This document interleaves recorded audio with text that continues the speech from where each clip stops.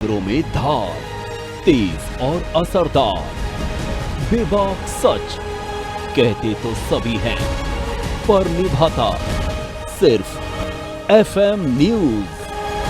भरोसा आप सबका।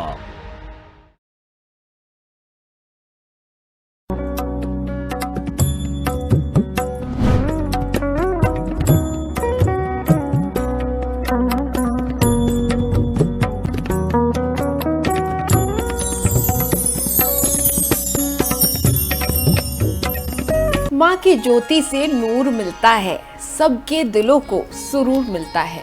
जो भी जाता है मैया के द्वारे, उसे कुछ न कुछ जरूर मिलता है। जय माता दी दर्शकों। तो आज है नवरात्र का चौथा दिन और आज होती है माँ कूष्मांडा स्वरूप की आराधना। स्टूडियो में हमारे साथ मौजूद है आचार्य विकास शास्त्री जी। शास्त्री जी, बहुत बहुत स्वागत है आपका। जय माता की। जय माता दी। तो आज आचार्य जी से हम जानेंगे माँ के इस भव्य स्वरूप की महिमा के बारे में और साथ ही जानेंगे आज के दिन का महत्व, क्या कुछ विशेष है आज माँ की आराधना में। तो चलिए सबसे पहले आचार्य जी से हम जान लेते हैं कि माँ के कूष्मांडा स्वरूप का क्या महिमा है माँ के स्वरूप की, और कैसे माँ का ये कूष्मांडा स्वरूप अस्तित्व में आया, कैसे अवतरण हुआ। कहते हैं पुराणों में विवरण आया है, देवी भागवत में विवरण है कि जब ये जगत शून्य था, न पृथ्वी थी, न आकाश था, न पताल था, न ब्रह्मांड विराजित था, केवल अंधकार था, तो माँ शक्ति स्वरूपा कूष्मांडा उत्पन्न हुई। और कहते हैं कि जब वे उत्पत्तित हुई तो उनकी एक मंद मुस्कान से इस ब्रह्मांड का निर्माण हो गया, इसलिए इन्हें कूष्मांडा भी कहा जाता है। एक द्वितीय कथा के अनुसार कहते हैं कि माँ के हाथ में एक कलश है और वह कलश अमृत रूपी कलश है, इसलिए भी माता को उस कलश धारण करने के कारण कूष्मांडा स्वरूप भी कहा जाता है। आचार्य जी, माँ की जो आज का हम स्वरूप देखते हैं, हम देखते हैं माँ के हाथों में बहुत सारे अस्त्र हैं, शस्त्र हैं, उनके बारे में कुछ बताइए। देखिए, जो माता हैं वे सिंह पर सवार हैं जी। ये जो कूष्मांडा स्वरूप है माता का, सिंह पर सवार है और अष्टभुजाधारी है। इनकी 8 भुजाएं हैं, प्रत्येक हाथ में कोई ना कोई अस्त्र या शस्त्र विराजित है। जैसे प्रथम हाथ में कहते हैं कि माता के कमंडल है, धनुष बाण है, धनुष है, बाण है, चक्र, त्रिशूल एवं गदा, कमल पुष्प, अमृत पुष्प, और एक अंतिम हाथ में माता ने अमृत कलश को धारण किया हुआ है और सिंह स्वरूपा है। और कहते हैं माता ने जो वस्त्र पहने वो स्वर्ण रूपी है, स्वर्ण के समान, और वह उसमें इतना ओझर है, माता इतनी स्वरूपवान लग रही है कि कहते हैं कि अनेकों सूर्य के तप से जो प्रकाश न मिल रहा हो वो माता के उन वस्त्रों से प्रकाशित हो रहा हो, इसलिए माता को कूष्मांडा स्वरूप भी कहा जाता है। आचार्य जी, आपने बताया कि माँ के एक हाथ में कमंडल भी है और एक हाथ में अमृत कलश भी है, तो इस कमंडल और अमृत कलश के बीच में क्या अंतर है, क्या महत्व है, क्या अर्थ है इन दोनों का। ये जो कमंडल है ये कहते हैं ऋषियों की धरोहर है, तप का स्वरूप है। अच्छा। तप से संबंधित जी। और जो कलश है वह उसके अंदर, जैसे मैंने बताया कि उस कलश के अंदर अमृत कलश कहा गया, अर्थात अमृत को धारण करने वाली, जीवन को धारण करने वाली। जैसे कि माता की मुस्कान से सृष्टि की उत्पत्ति हुई है, पुराणों में कहा गया है, देवी भागवत में कहा गया है। इसी तरह समझिए कि जो कलश है वे जीवन रूपी, प्रकृति रूपी कलश है, उसी से सबको जीवन दान मिल रहा है, वह कलश उस चीज़ का प्रतीक है। जी। आचार्य जी, हम देख रहे हैं कि आज का जो माँ का स्वरूप है बहुत भव्य है, स्वर्ण आभा के उनके कपड़े हैं, वो सिंह पर सवार होकर आती हैं, अष्टभुजाएं हैं, उसमें अष्टभुजाओं में उनके सब में कोई ना कोई शस्त्र है, कुछ अस्त्र है। तो ये जो रूप है माँ दुर्गा का, जो हम स्वरूप देखते हैं, वो भी सिंह पर सवार होकर आती हैं, तो माँ कूष्मांडा और माँ दुर्गा का स्वरूप क्या ये मिलता जुलता है? देखिए, जो नव दुर्गाओं के स्वरूप होते हैं, ये जो शक्ति स्वरूप होते हैं, ये माता दुर्गा का ही स्वरूप है जी। परंतु मैंने बताया ना कि हर दिन कुछ ना कुछ अलग स्वरूप आते हैं। हम इन पूर्व आपके जो हमारे टेलीकास्ट हुए हैं जो एपिसोड, उसमें हमने प्रत्येक स्वरूप का विवरण दिया है, तो ये कुछ अलग है। आज जो ये विवरण मैं बता रहा हूँ कि ये जो मैया हैं, ये चौथा दिन इनको दिया गया है कुष्मांडा स्वरूप, ये जीवन प्रदायी है, सारे संसार की उत्पत्ति की कारक है, 10 दिशाओं की ये स्वामिनी है, 10 दिशाओं से आने वाली समृद्धि को देने वाली है, 10 दिशाओं से उत्पन्न बाधाओं को ही दूर करने वाली हैं। इसलिए इन्हें कुष्मांडा कहा जाता है। इनके पास अमृत रूपी कलश है, ये जीवन को प्रदान करने वाली हैं, संसार को उत्पत्तित करने वाली हैं। चक्र से ये शत्रुओं का संहार करती हैं, माता गधा से दुष्टों का मर्दन करती हैं। तो इनके स्वरूप ये दुर्गा से संबंधित तो है ही, माता दुर्गा का ही अंश है, परंतु इनका एक अलग कार्य है, ये सृष्टि की उत्पत्ति कारक मानी जाती हैं। इसलिए इन्हें कुछ ब्रह्मांड की उत्पन्न करने वाली माता कही जाती हैं। इसलिए ब्रह्मांड को उत्पन्न करने के कारण ही इनको कुष्मांडा कहा गया है। ठीक, आचार्य जी, ये तो बात हो गई माँ के स्वरूप के बारे में, माँ की महिमा के बारे में कि आज की जो देवी का रूप है वो किस तरह का है। अब आप दर्शकों को हमारे ये भी बता दें कि आज माँ का पूजन किस तरह से करना है, किन चीज़ों का इस्तेमाल किया जाए।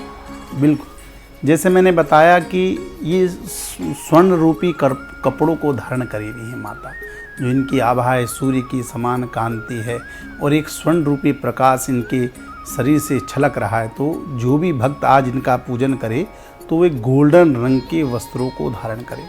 माता को जो वस्त्र भी आप पहनाएं आज मूर्ति को पूजन करने के बाद, तो वह भी गोल्डन रंग के हों। माता को कहते हैं कि पहले दूध से, दही से, घी से, शहद से, बूरे से स्नान कराएं, फिर गंगा जल से स्नान कराएं।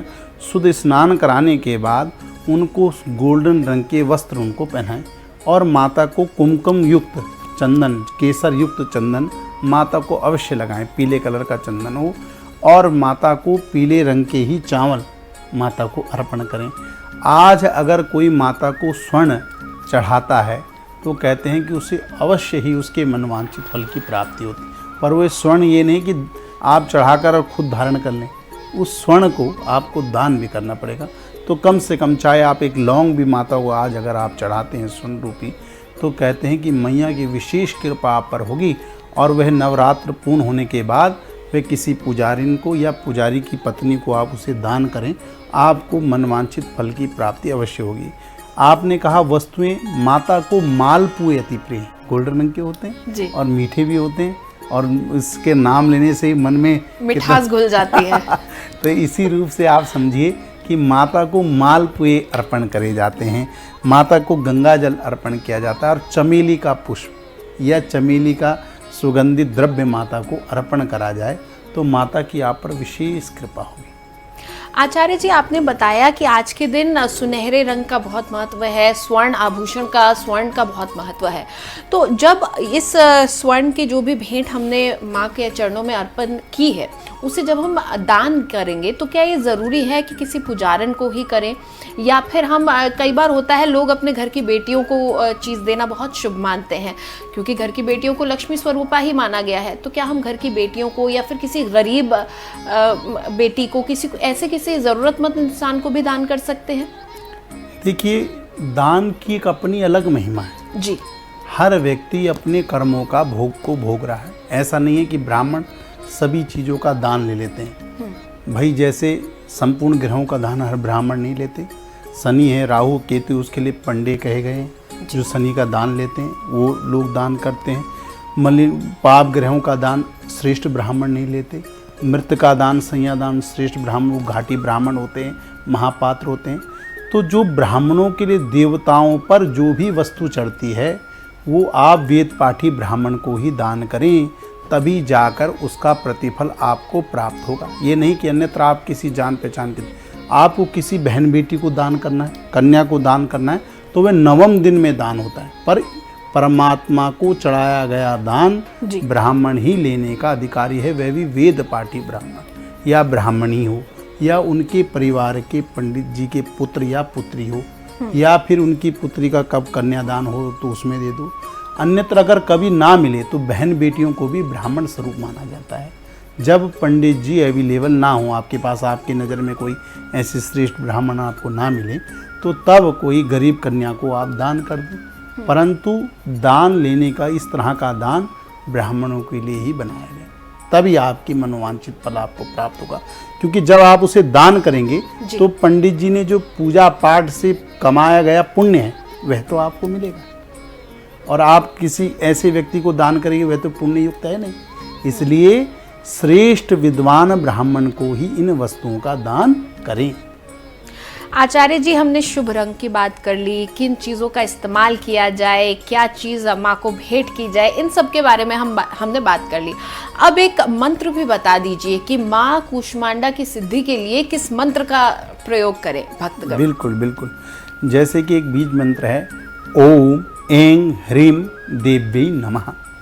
ओम ऐं ह्रीं देव्यै नमः। इस मंत्र का आज आप उच्चारण करते हैं।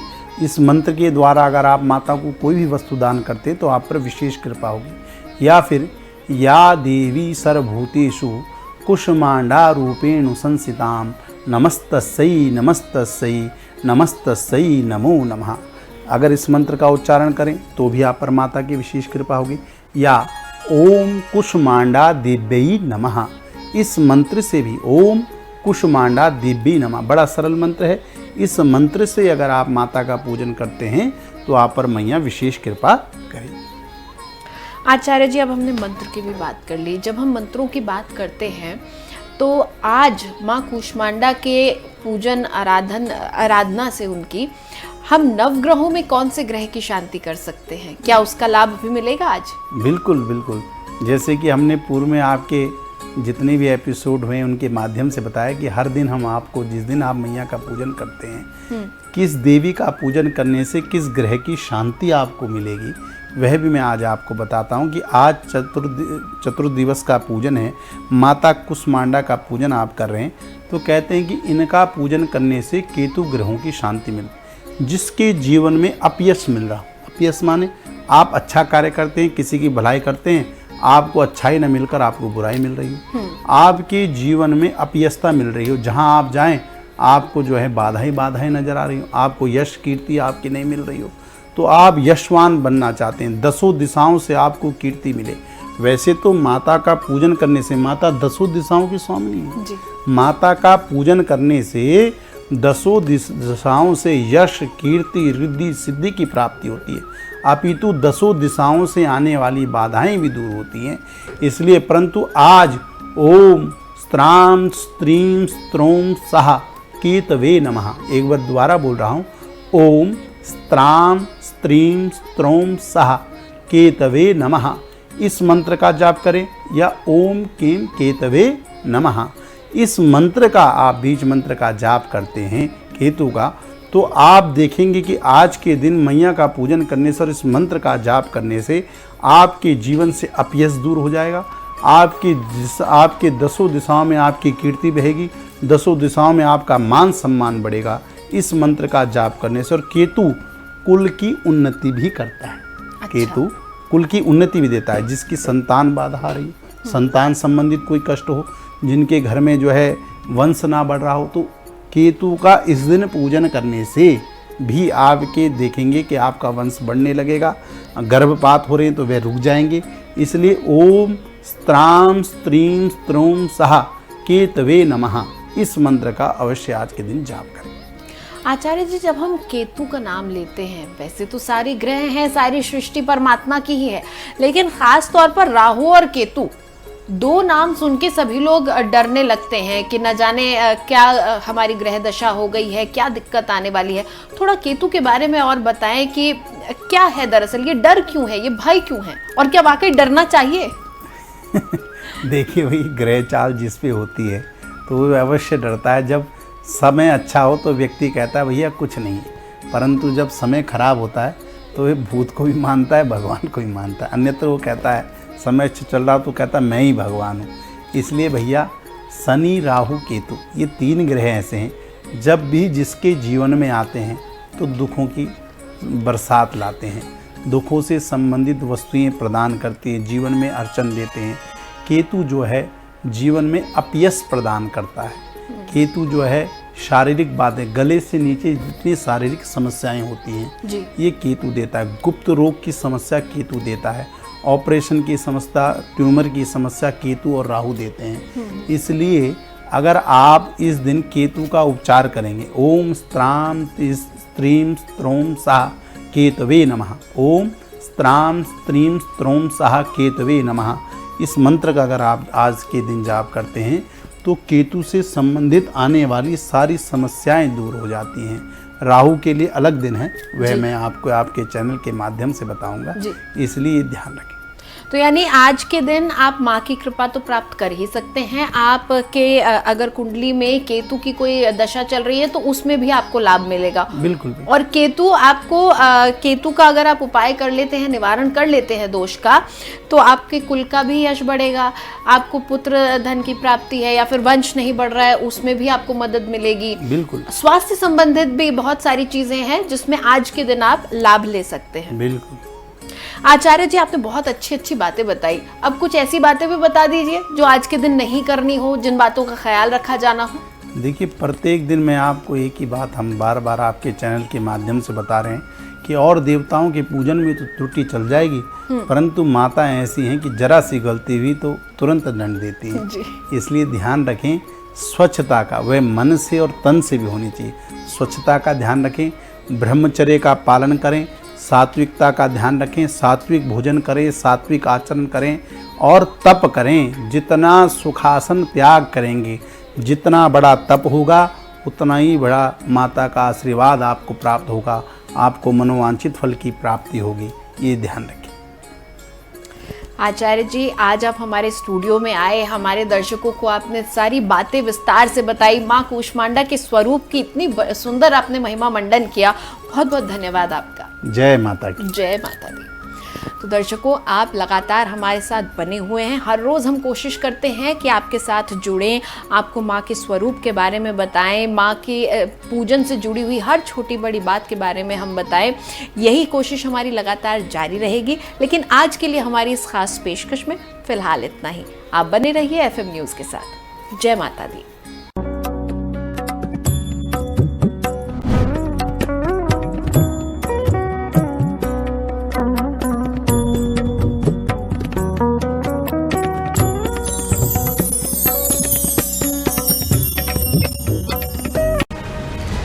खबरों में धार, तेज और असरदार, बेबाक सच कहते तो सभी हैं, पर निभाता सिर्फ FM न्यूज।